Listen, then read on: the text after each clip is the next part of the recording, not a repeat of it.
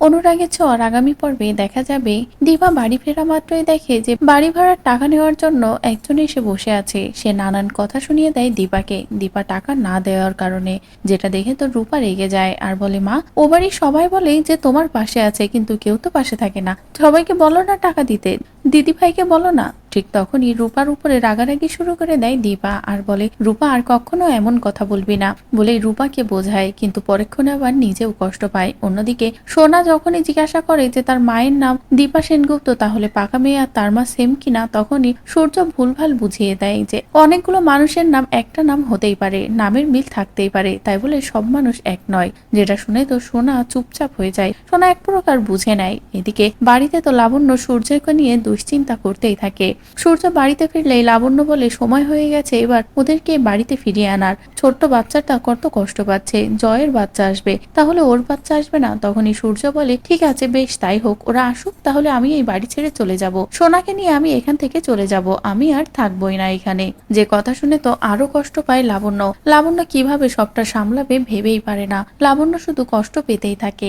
অন্যদিকে উর্মি ও জয় খুব সুন্দর সময় কাটাতে থাকে। উর্মির বারবার দীপার কথা মনে পড়ে, এদিকে জয়েরও দীপার কথা মনে পড়ে। দুজনেই দীপার প্রতি অনেকটা কৃতজ্ঞতা স্বীকার করে। জয় তো বলেই বসে যে বৌদির রক্ত তোমার শরীরে বয়েছে বলেই হয়তো তুমি এতটা পাল্টে গেছো, যেটা শুনে উর্মির ভালো লাগে। এদিকে কিছুক্ষণ পরেই রূপাকে স্কুলে পাঠিয়ে দেয় দীপা। দিয়েই যখনই বাবার কাছে খোঁজ নেয় যে উর্মি কখনো বাড়িতে যাবে, তখনই দীপার বাবা বলে যে আজই ওরা বাড়িতে ফিরবে। তখনই দীপার ভালো লাগে, দীপা বলে, আচ্ছা বেশ, আমিও যাব।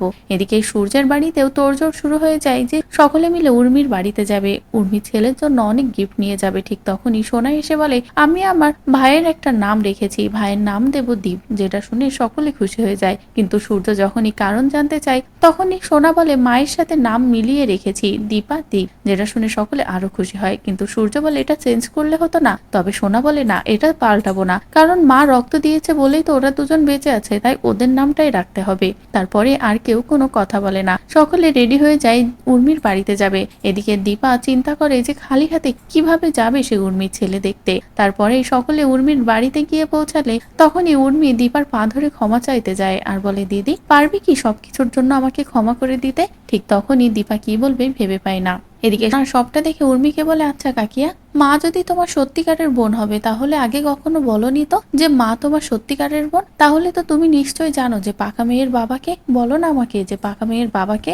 যে কথা শুনে তো উর্মি অবাক হয়ে যায়। উর্মি কি উত্তর দেবে বা কি বলবে কিছুই ভেবে পায় না। আর এভাবেই শেষ হয়ে যায় আজকের পর্ব। তো বন্ধুরা, এই ছিল অনুরাগের ছোঁয়ার আজকের পর্বের আপডেট। আগামী আপডেট পাওয়ার জন্য অবশ্যই আমাদের চ্যানেলটি সাবস্ক্রাইব করো।